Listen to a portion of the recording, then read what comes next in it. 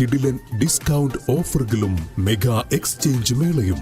ഓഫറുകളുടെ വിസ്മയമൊരുക്കി quality supermarket opposite NIMS hospital, Wandoor and Pookkottumpadam.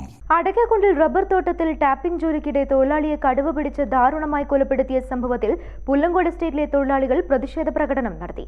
CITU-വിന്റെയും STU-വിന്റെയും സംയുക്താഭിമുഖ്യത്തിലായിരുന്നു പ്രതിഷേധം.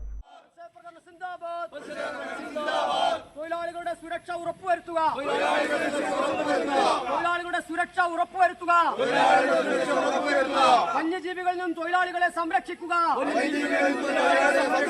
വന്യജീവികളിൽ നിന്നും തൊഴിലാളികളെ സംരക്ഷിക്കുക. ഭയമില്ലാതെ ജോലി ചെയ്യാൻ അനുവദിക്കുക. ഭയമില്ലാതെ ജോലി ചെയ്യാനുള്ള അവസരം ഉണ്ടാക്കുക.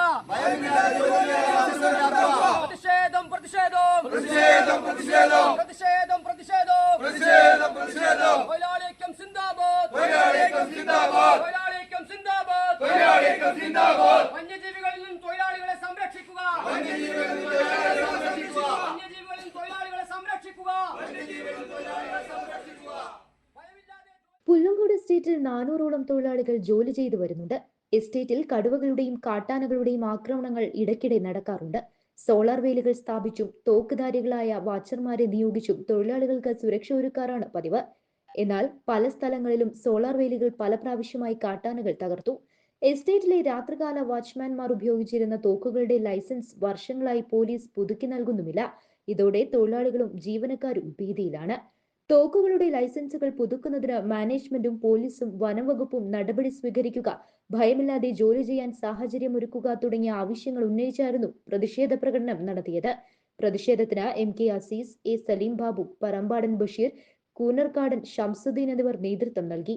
സഹോദരൻ ഇന്ന് അദ്ദേഹം പുറത്താണ് ജോലി ചെയ്യുന്നതെങ്കിലും അവിടെ ജോലിക്ക് പോകുന്നതിനിടയിൽ വന്യജീവിയുടെ കടുവയുടെ ആക്രമണത്തിൽ ദാരുണമായ മരണം സംഭവിച്ചിരിക്കുകയാണ്.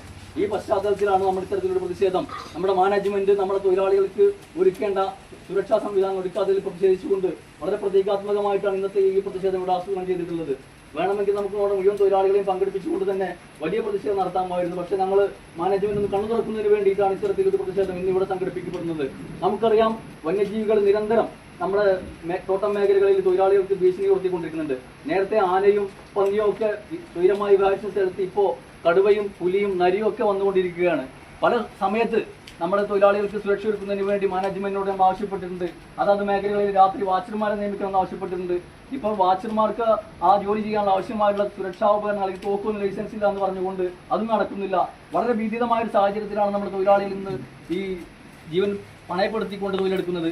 ഇതിനെതിരെ വന്യജീവികളുടെ ആക്രമണത്തിന് തൊഴിലാളികളെ സംരക്ഷിക്കാൻ ആവശ്യമായുള്ള നടപടികൾ സർക്കാർ തലത്തിൽ നിന്നും ഡിപ്പാർട്ട്മെന്റ് തലത്തിൽ ഉണ്ടാവണമെങ്കിൽ മാനേജ്മെന്റ് ഉണർന്നു പ്രവർത്തിക്കേണ്ടതുണ്ട്. ഇവിടെ രാത്രി ജോലി ചെയ്യുന്ന വാച്ചർക്ക് ഈ ജോലി ചെയ്യാൻ അദ്ദേഹത്തിന് ലൈസൻസുള്ള തോക്ക് അനുവദിച്ചു കൊടുക്കപ്പെടേണ്ടതുണ്ട്. അതിന് മാനേജ്മെന്റ് അടിയന്തരമായി ഇടപെടണം എന്നുള്ളതാണ് ഞങ്ങൾക്ക് ഈ അവസരത്തിൽ സൂചിപ്പിക്കാനുള്ളത്. വളരെ മുട്ടാപ്പോക്ക് ന്യായങ്ങൾ പറഞ്ഞുകൊണ്ട് ലൈസൻസ് കിട്ടുന്നില്ല അല്ലെങ്കിൽ തോക്കില്ല എന്നുള്ള ന്യായം പറഞ്ഞുകൊണ്ട് രാത്രി വാച്ചർമാർ അതായത് വീട്ടിലേക്ക് ഇരുന്നതിൽ പോലും ലാഭം കണ്ടുകൊണ്ട് മാനേജ്മെന്റ് പിന്മാറുകയാണ്. അതിൽ നിന്ന് പിന്മാറിക്കൊണ്ട് തൊഴിലാളികൾക്ക് സുരക്ഷ ഒരുക്കുന്നതിന് വേണ്ടി മാനേജ്മെന്റ് അടിയന്തരമായി ഇടപെടണമെന്നതാണ് ഈ സമയത്ത് ഞങ്ങൾക്ക് സൂചിപ്പിക്കാനുള്ളത്. ഇല്ലെങ്കിൽ വരും ദിവസങ്ങളിൽ തൊഴിലാളികളെ മുഴുവൻ സംഘടിപ്പിച്ചുകൊണ്ട് സംയുക്തമായിട്ട് ഈ സ്ഥാപനത്തിനകത്ത് സ്തംഭിപ്പിക്കുന്ന രീതിയിലേക്ക് അല്ലെങ്കിൽ മാനേജ്മെന്റ് കണ്ണു തുറക്കുന്ന രീതിയിലേക്ക് സമരം ആളി പടർത്തിക്കൊണ്ടുവരും. അതിന് ഇടപെടുത്തുന്നുള്ളത് അവസാനമായി താക്കീത് ചെയ്തുകൊണ്ട് ഞങ്ങൾ ഈ സമരം ഇവിടെ ആരംഭിക്കുന്നത്. അതുകൊണ്ട് പ്രിയപ്പെട്ട തൊഴിലാളികൾ, നമുക്ക് പറയാനുള്ളത് നമ്മുടെ കൂടെ ജോലി ചെയ്യുന്ന മുഴുവൻ ആളുകളെയും ഈ സംഭവത്തിന്റെ ഗൗരവം ബോധ്യപ്പെടുത്തിക്കൊണ്ട് അവരെ ഈ സമരത്തിലേക്ക് നമുക്ക് കൊണ്ടുവരേണ്ടതുണ്ട്. കാരണം ന്യൂസ് ബ്യൂറോ, ചോക്കാട്. സ്വന്തം ഹൈസ്പീഡ് ഇന്റർനെറ്റ്, നമ്മുടെ സ്വന്തം ഇന്റർനെറ്റ്.